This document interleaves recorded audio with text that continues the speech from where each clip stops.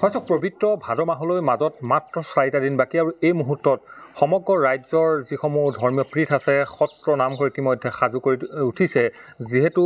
ইতিমধ্যে আমি এই মুহূৰ্তত উপস্থিত আছোঁ অসমৰ অন্যতম এখনি আধ্যাত্মিক পীঠ মহাপুৰুষ মাধৱদেৱৰ দ্বাৰা প্ৰতিষ্ঠিত ঢেকীয়াখোৱা বৰনামঘৰত উপস্থিত আছোঁ আৰু এই মুহূৰ্তত ঢেকীয়াখোৱাৰ যি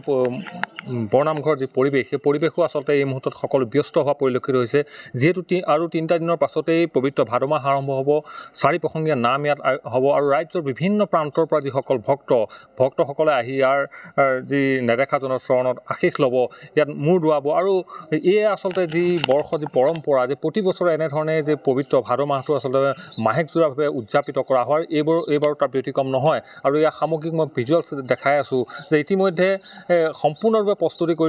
কৰি তোলা হৈছে ৰং তুলিকাৰে আচলতে সজাই তোলা হৈছে আৰু বিভিন্ন প্ৰান্তৰ পৰা আমি কৈছোঁ যে ৰাজ্যখনৰ বিভিন্ন প্ৰান্তৰ পৰা ভক্তসকল আহে আৰু ইয়াৰ যি মহাপুৰুষজনাৰ দ্বাৰা যি প্ৰতিষ্ঠিত এই ঐতিহাসিক যি ঢেকীয়াখোৱা বৰনামঘৰ যি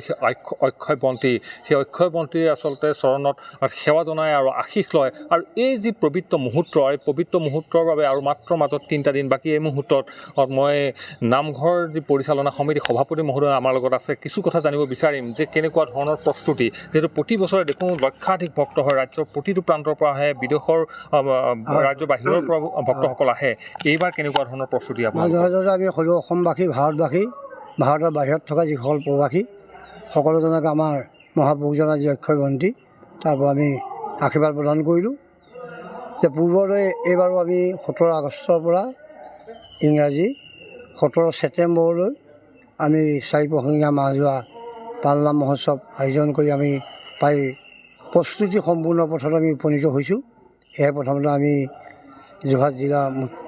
আমাৰ উপায়ুক্ত মহোদয় আৰক্ষী অধীক্ষক বিদ্যুৎ খোৱাপানী স্বাস্থ্য সংবাদ মাধ্যম আমি সকলোৰে লগত যোগাযোগ কৰিছোঁ সকলোজন আহিছে সকলোৱে আহি পেলাই আমাক এই পালনামভাগ উদযাপন কৰাত সহায় সহযোগ কৰি আৰু এইবুলি আমি নতুনকৈ গাড়ী ৰখা পথাৰসমূহ আমি ধুনীয়াকৈ সজাই পৰাই তোলা হৈছে আৰু আমাৰ পিছৰ যিটো আমাৰ পথ নামঘৰ মুখেদি পাৰ হৈ গৈছে সেই পথটো আহল বহলকৈ বনোৱা হৈছে তাতো আমাৰ গাড়ী মটৰ ৰাখিব পাৰিব কোনো অসুবিধা নহয় সেয়েহে ভাবিছোঁ যে ইয়ালৈ অহা যাত্ৰীসকলে যাতে কোনো কাৰণতে অসুবিধা নাপায় তাৰ প্ৰতি আমি লক্ষ্য ৰাখি পেলাই আমি সেৱা আগবঢ়াবলৈ প্ৰস্তুত হৈ আছোঁ সেয়েহে আমাৰ স্থানীয় যি আমাৰ তিয়ক থানা লাডুগড় থানা যোৰহাট থানা আমি আৰক্ষী অধীক্ষকৰ লগত আমি আলোচনা কৰি যে প্ৰতিদিনে যে যাত্ৰীসকলৰ যান বাহনকে আদি কৰি সুৰক্ষাৰ ক্ষেত্ৰত আমি সম্পূৰ্ণৰূপে কাম কৰিবলৈ তেখেতসকলক অনুৰোধ কৰিছোঁ আৰু লগতে আমাৰ এইবুলি 18টামান CCTV কেমেৰা আছে যে CCTV কেমেৰাত আমাৰ সকলো সুৰক্ষিত হৈ থাকিব বুলি ভাবিছোঁ আৰু প্ৰতিটো মুহূৰ্তত আমাৰ সমিতিৰ লগত যোগাযোগ ৰাখিব সেয়েহে আমি এইটো বিশুদ্ধ খোৱা পানী অকণমান চাহ আৰু গধূলি আমি যি অন্নৰ ব্যৱস্থা কৰোঁ তাতো অংশগ্ৰহণ কৰিবলৈ আমি সকলোকে মাতিছোঁ সেই অন্ন আমাক লোকেই দান দিয়ে আমি মাত্ৰ প্ৰস্তুত কৰি ৰাইজক খুৱাওঁ এইবুলিও তেনেকৈ ৰাইজে আমাক দিব বিভিন্ন স্বেচ্ছাসেৱী অনুষ্ঠান আছে ইয়াত বিশুদ্ধ খোৱা পানী খুৱাই এইবুলিও খুৱাব আমি ভাবিছোঁ যে সকলোৱে সহযোগত এই পালনামভাগী সকলোৱে আশীৰ্বাদ লওক সেৱা লওক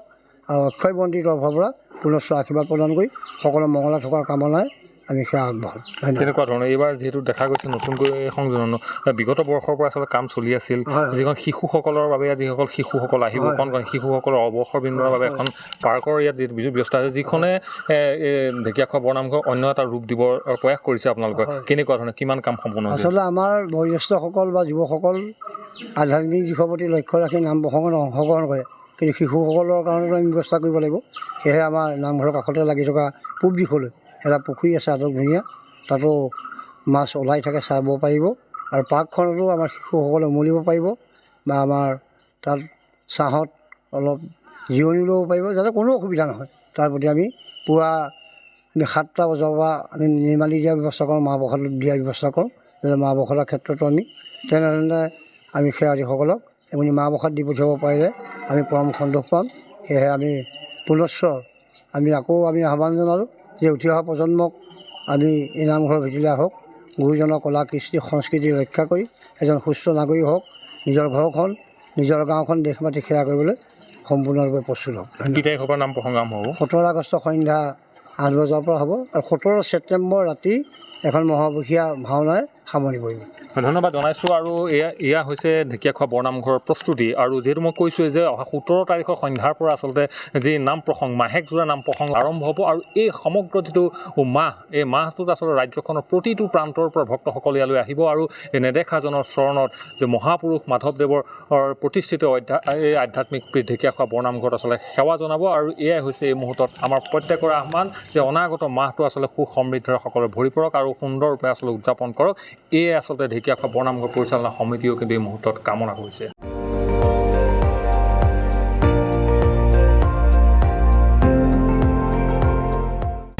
আপুনি চাই আছে ND24, সৰ্বশ্ৰেষ্ঠ নহয় সৰ্বোত্তমৰ দৌৰ।